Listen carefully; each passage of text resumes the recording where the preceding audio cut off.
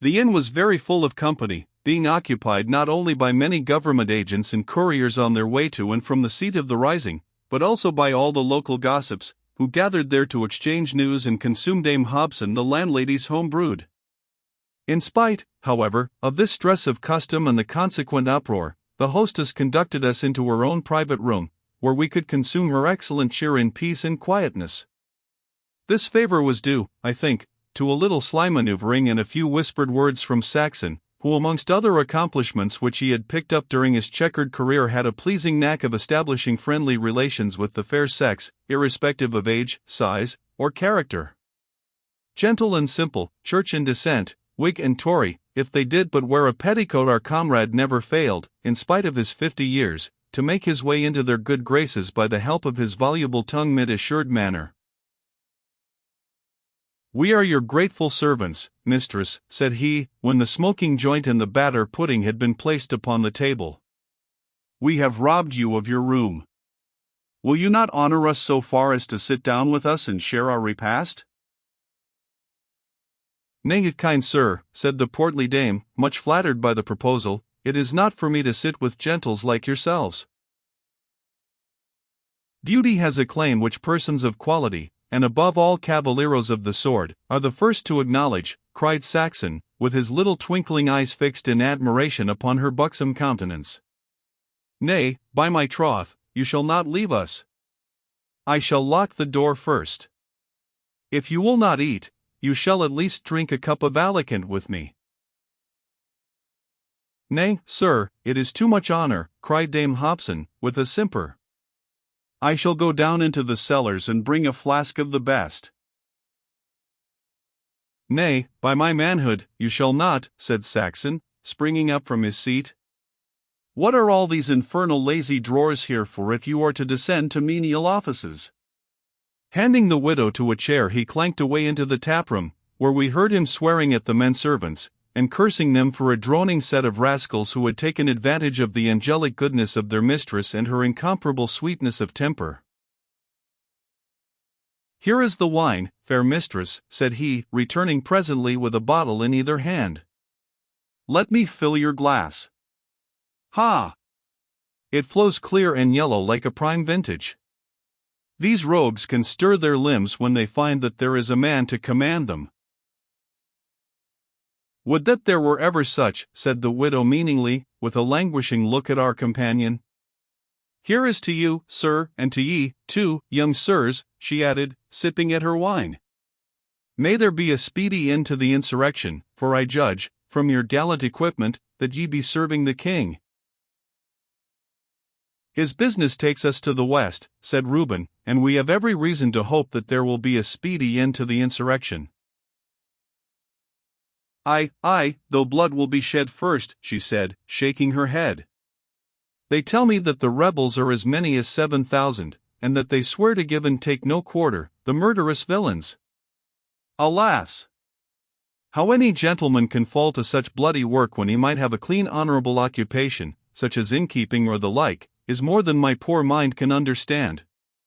There is a sad difference betwixt the man who leeth on the cold ground, not knowing how long it may be before he is 3 feet deep in it, and he who passeth his nights upon a warm feather bed, with mayhap a cellar beneath it stocked with even such wines as we are now drinking." She again looked hard at Saxon as she spoke, while Reuben and I nudged each other beneath the table. "This business hath doubtless increased your trade, fair mistress," quoth Saxon. "Aye, and in the way that payeth best," said she. "The few kilderkins of beer which are drunk by the common folk make little difference one way or the other. But now, when we have lieutenants of counties, officers, mayors, and gentry spurring it for very life down the highways, I have sold more of my rare old wines in 3 days than ever I did before in a calendar month. It is not ale, or strong waters, I promise you, that those gentles drink, but Prignac, Languedoc, Tent, Muscadine, Chianti, and Tokay, never a flask under the half-guinea." "So indeed," quoth Saxon thoughtfully. "A snug home and a steady income." "Would that my poor Peter had lived to share it with me," said Dame Hobson, laying down her glass, and rubbing her eyes with a corner of her kerchief. He was a good man, poor soul, though in very truth and between friends he did at last become as broad and as thick as one of his own puncheons. All well, the heart is the thing. Marry, come up. If a woman were ever to wait until her own fancy came her way, there would be more maids than mothers in the land. Prithee, good dame, how runs your own fancy? Asked Reuben mischievously. Not in the direction of fat, young man, she answered smartly, with a merry glance at our plump companion. She has hit you there, Reuben, said I. I would have no pert young springald, she continued, but one who hath knowledge of the world, and ripe experience. Tall he should be, and of sinewy build, free of speech that he might lighten the weary hours, and help entertain the gentles when they crack a flagon of wine. Of business habits he must be, too, forsooth, for is there not a busy hostel and 200 good pounds a year to pass through his fingers? If Jane Hobson is to be led to the altar again, it must be by such a man as this. Saxon had listened with much attention to the widow's words, and had just opened his mouth to make some reply to her when a clattering and bustle outside announced the arrival of some traveler. Our hostess drank off her wine and pricked up her ears, but when a loud authoritative voice was heard in the passage, demanding a private room and a draught of sack, her call to duty overcame her private concerns, and she bustled off with a few words of apology to take the measure of the newcomer. Body o' me, lads, quoth Decimus Saxon the moment that she disappeared, ye can see how the land lies. I have half a mind to let Monmouth carve his own road, and to pitch my tent in this quiet English township. Your tent, indeed, cried Reuben, it is a brave tent that is furnished with cellars of such wine as we are drinking. And as to the quiet, my illustrious, if you take up your residence here I'll warrant that the quiet soon comes to an end. You have seen the woman, said Saxon, with his brow all in a wrinkle with thought. She hath much to commend her. A man must look to himself. 200 pounds a year are not to be picked off the roadside every June morning.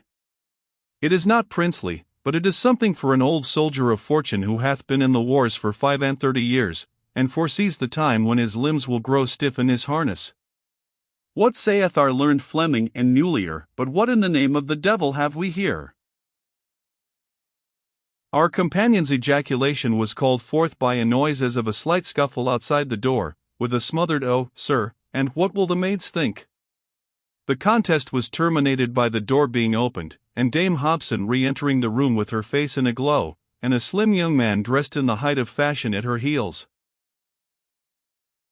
I am sure, good gentlemen, said she, that you will not object to this young nobleman drinking his wine in the same room with ye, since all the others are filled with the townsfolk in commonalty. Faith, I must needs be mine own usher, said the stranger, sticking his gold-laced cap under his left arm and laying his hand upon his heart, while he bowed until his forehead nearly struck the edge of the table.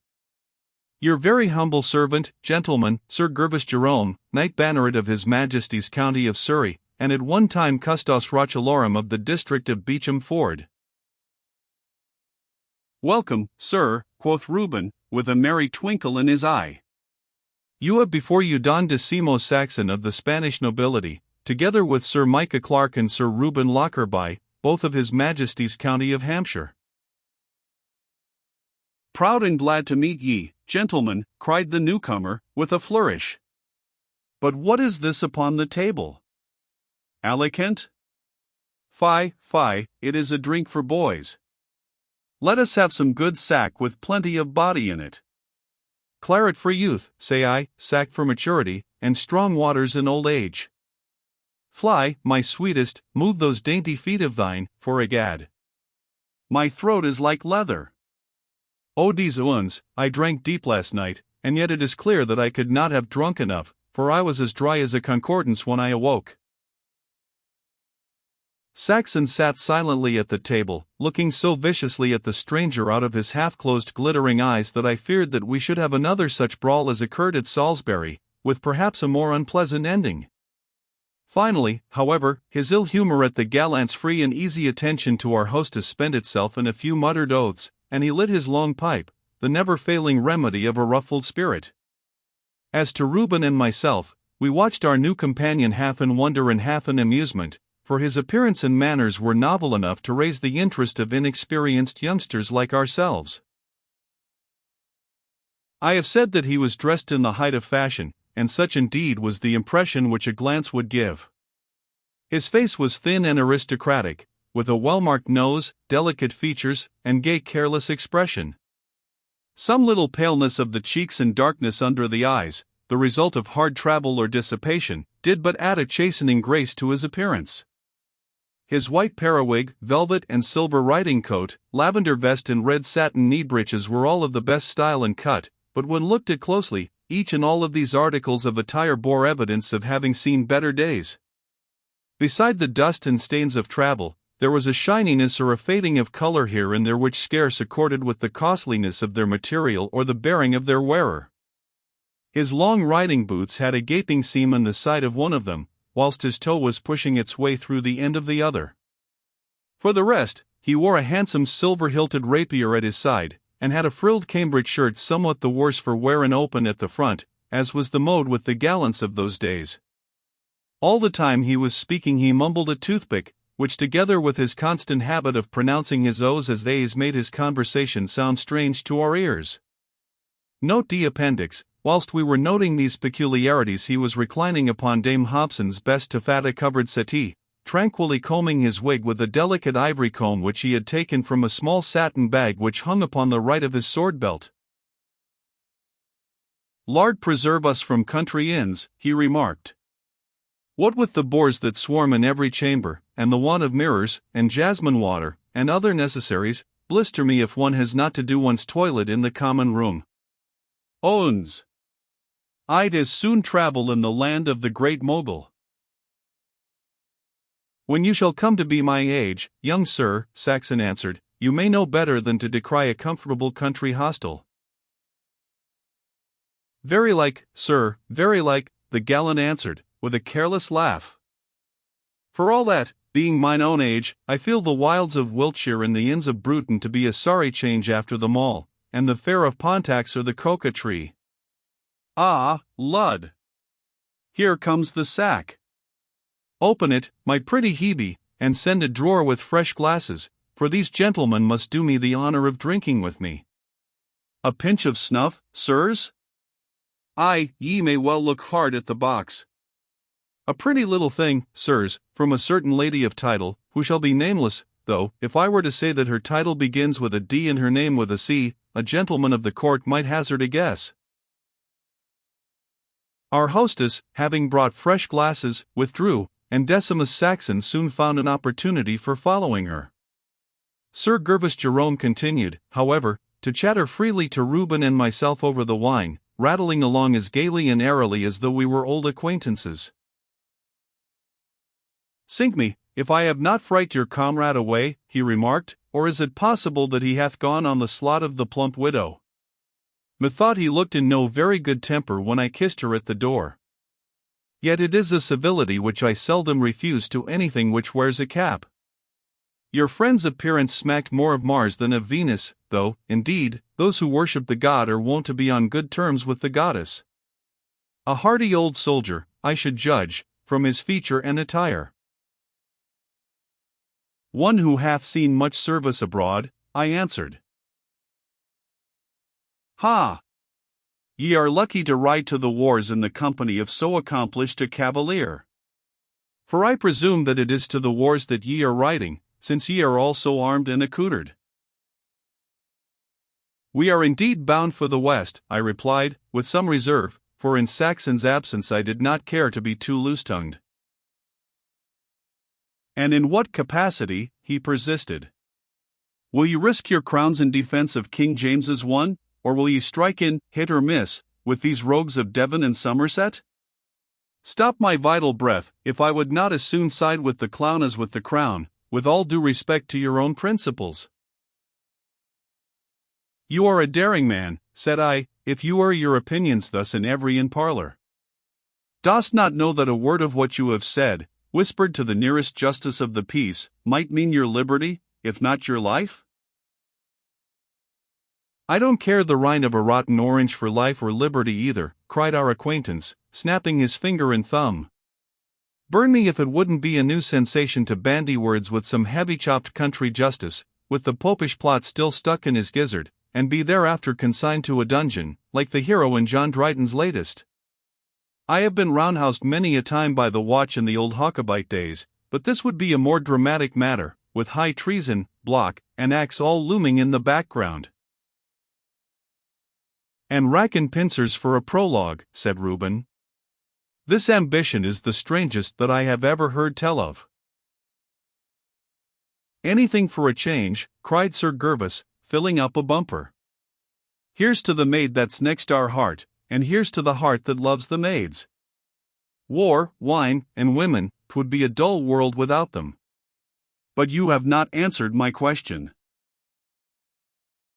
Why truly, sir, said I, frank as you have been with us, I can scarce be equally so with you, without the permission of the gentleman who has just left the room. He is the leader of our party. Pleasant as our short intercourse has been, these are parlous times, and hasty confidences are apt to lead to repentance. A Daniel come to judgment, cried our new acquaintance. What ancient words from so young a head. You are, I'll warrant, 5 years younger than a scatterbrain like myself, and yet you talk like the 7 wise men of Greece. Wilt take me as a valet? A valet! I exclaimed. I, a valet, a manservant. I have been waited upon so long that it is my turn to wait now, and I would not wish a more likely master. By the Lord! I must, in applying for a place, give an account of my character and a list of my accomplishments. So my rascals ever did with me, though in good truth I seldom listened to their recital. Honesty, there I score a trick. Sober Ananias himself could scarce say that I am that. Trustworthy, indifferently so. Steady, about as much so as Garraway's weathercock. Hang it, man, I am choke full of good resolutions, but a sparkling glass or a roguish eye will deflect me, as the mariners say of the compass. So much for my weaknesses. Now let me see what qualifications I can produce.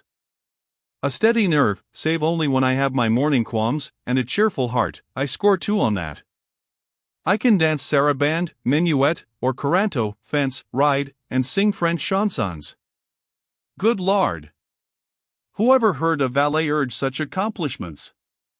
I can play the best game of piquet in London. So said Sir George Etheridge when I won a cool 1,000 off him at the groom parter. But that won't advance me much either. What is there, then, to commend me? Why, Mary, I can brew a bowl of punch, and I can broil a de villed fowl. It is not much, but I can do it well. Truly, good sir, I said, with a smile, neither of these accomplishments is like to prove of much use to us on our present errand. You do, however, but jest, no doubt, when you talk of descending to such a position. Not a whit. Not a whit, he replied earnestly. To such base uses do we come, as will Shakespeare has it. If you would be able to say that you have in your service Sir Gervas Jerome, Knight Banneret, and sole owner of Beecham Ford Park, with a rent roll of 4,000 good pounds a year, he is now up for sale, and will be knocked down to the bidder who pleases him best. Say but the word, and we'll have another flagon of sack to clinch the bargain. But, said I, if you are indeed owner of this fair property, why should you descend to so menial an occupation? The Jews, O most astute and yet most slow-witted master. The 10 tribes have been upon me, and I have been harried and wasted, bound, ravished, and despoiled. Never was Agag, king of Amalek, more completely in the hands of the chosen, and the sole difference is that they have hewed into pieces mine estate instead of myself. Have you lost all, then? Reuben asked, open-eyed. Why not all, by no means all, he answered, with a merry laugh. I have a gold Jacobus and a guinea or 2 in my purse. 'Twill serve for a flask or so yet. There is my silver-hilted rapier, my rings, my gold snuff-box, and my watch by Tompion at the sign of the 3 Crowns. It was never bought under 100, I'll warrant.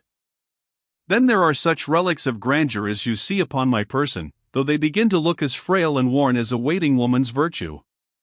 In this bag, too, I retain the means for preserving that niceness and elegance of person which made me, though I say it, as well-groomed a man as ever set foot in St. James's Park. Here are French scissors, eyebrow brush, toothpick case, patchbox, powder bag, comb, puff, and my pair of red-heeled shoes. What could a man wish for more? These, with a dry throat, a cheerful heart, and a ready hand, are my whole stock in trade. Reuben and I could not forbear from laughing at the curious inventory of articles which Sir Gervas had saved from the wreck of his fortunes. He, upon seeing our mirth, was so tickled at his own misfortunes, that he laughed in a high treble key until the whole house resounded with his merriment. By the mass, he cried at last, I have never had so much honest amusement out of my prosperity as hath been caused in me by my downfall. Fill up your glasses. We have still some distance to travel this evening, and must not drink more, I observed, for Prudence told me that it was dangerous work for 2 sober country lads to keep pace with an experienced toper. So, said he in surprise, I should have thought that would be a raison de plus, as the French say. But I wish your long-legged friend would come back, even if he were intent upon slitting my weazen for my attention to the widow. He is not a man to flinch from his liquor, I'll warrant. Curse this Wiltshire dust that clings to my periwig. Until my comrade returns, Sir Gervas, said I, you might, since the subject does not appear to be a painful one to you, let us know how these evil times, which you bear with such philosophy, came upon you. The old story, he answered, flicking away a few grains of snuff with his deeply laced cambric handkerchief. The old story. My father, a good, easy country baronet, finding the family purse somewhat full, must needs carry me up to town to make a man of me. There as a young lad I was presented at court, and being a slim active youngster with a pert tongue and assured manner, I caught the notice of the Queen, who made me one of her pages of honor. This post I held until I grew out of it, when I withdrew from town, but egad, I found I must get back to it again, for Beachamford Park was as dull as a monastery after the life which I had been living. In town I stayed then with such boon companions as Tommy Lawson, my Lord Halifax, Sir Jasper Lemark, little Geordie Chichester, and old Sidney Godolphin of the Treasury, for with all his staid ways and long-winded budgets he could drain a cup with the best of us, and was as keen on a main of cocks as on a committee of ways and means. Well, it was rare sport while it lasted, and sink me if I wouldn't do the same again if I had my time once more. It is like sliding down a greased plank though, for at first a man goes slow enough, and thinks he can pull himself up, but presently he goes faster and faster, until he comes with a crash onto the rocks of ruin at the bottom. And did you run through £4,000 a year? I exclaimed. Odie's bodikins, man, you speak as if this paltry sum were all the wealth of the Indies. Why, from Ormond or Buckingham, with their 20,000, down to ranting Dicky Talbot, there was not one of my set who could not have bought me out. Yet I must have my coach and four, my town house, my liveried servants, and my stable full of horses. To be in the mode I must have my poet, and throw him a handful of guineas for his dedication. Well, poor devil, he is one who will miss me. I warrant his heart was as heavy as his verses when he found me gone, though perchance he has turned a few guineas by this time by writing a satire upon me. It would have a ready sale among my friends. Gad's life! I wonder how my levies get on, and whom all my suitors have fastened on to now. There they were morning after morning, the French pimp, the English bully, the needy man o' letters, the neglected inventor. I never thought to have got rid of them, but indeed I have shaken them off very effectually now. When the honey pot is broken it is farewell to the flies. And your noble friends? I asked. Did none of them stand by you in your adversity? Well, I have not to complain of, exclaimed Sir Gervas. They were brave-hearted boys for the most part. I might have had their names on my bills as long as their fingers could hold a pen, but slit me if I liked bleeding my own companions. They might have found a place for me, too, had I consented to play second fiddle where I had been used to lead the band. Faith, I care not what I turn my hand to amongst strangers, but I would fain leave my memory sweet in town.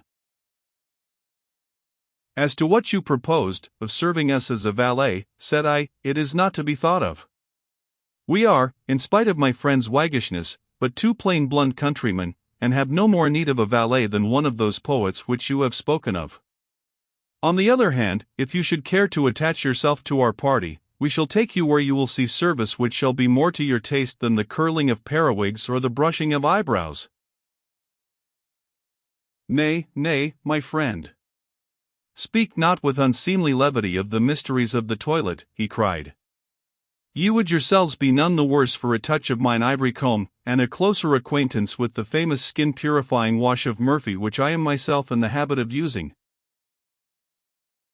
I am beholden to you, sir, said Reuben, but the famous spring water wash by Providence is quite good enough for the purpose. And Dame Nature hath placed a wig of her own upon me, I added, which I should be very loath to change.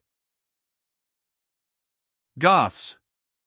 Perfect Goths, cried the exquisite, throwing up his white hands. But here comes a heavy tread and the clink of armor in the passage. 'Tis our friend the knight of the wrathful countenance, if I mistake not. It was indeed Saxon, who strode into the room to tell us that our horses were at the door, and that all was ready for our departure. Taking him aside, I explained to him in a whisper what had passed between the stranger and ourselves, with the circumstances which had led me to suggest that he should join our party. The old soldier frowned at the news. What have we to do with such a coxcomb, he said. We have hard fare and harder blows before us. He is not fit for the work. You said yourself that Monmouth will be weak in horse, I answered. Here is a well-appointed cavalier, who is to all appearance a desperate man and ready for anything. Why should we not enroll him? I fear, said Saxon, that his body may prove to be like the bran of a fine cushion, of value only for what it has around it. However, it is perhaps for the best. The handle to his name may make him welcome in the camp, for from what I hear there is some dissatisfaction at the way in which the gentry stand aloof from the enterprise. I had feared, I remarked, still speaking in a whisper, that we were about to lose one of our party instead of gaining one in this Bruton Inn. I have thought better of it, he answered, with a smile. Nay, I'll tell you of it anon. Well, Sir Gervas Jerome, he added aloud, turning to our new associate, I hear that you are coming with us. For a day you must be content to follow without question or remark. Is that agreed? With all my heart, cried Sir Gervas. Then here's a bumper to our better acquaintance, cried Saxon, raising his glass. I pledge ye all, quoth the gallant. Here's to a fair fight, and may the best men win. Donnerblitz, man, said Saxon. I believe there's metal in you for all your gay plumes. I do conceive a liking for you. Give me your hand. The soldier of fortune's great brown grip enclosed the delicate hand of our new friend in a pledge of comradeship. Then, having paid our reckoning and bade a cordial adieu to Dame Hobson, who glanced methought somewhat reproachfully or expectantly at Saxon, we sprang on our steeds and continued our journey amidst a crowd of staring villagers, who huzzaed lustily as we rode out from amongst them.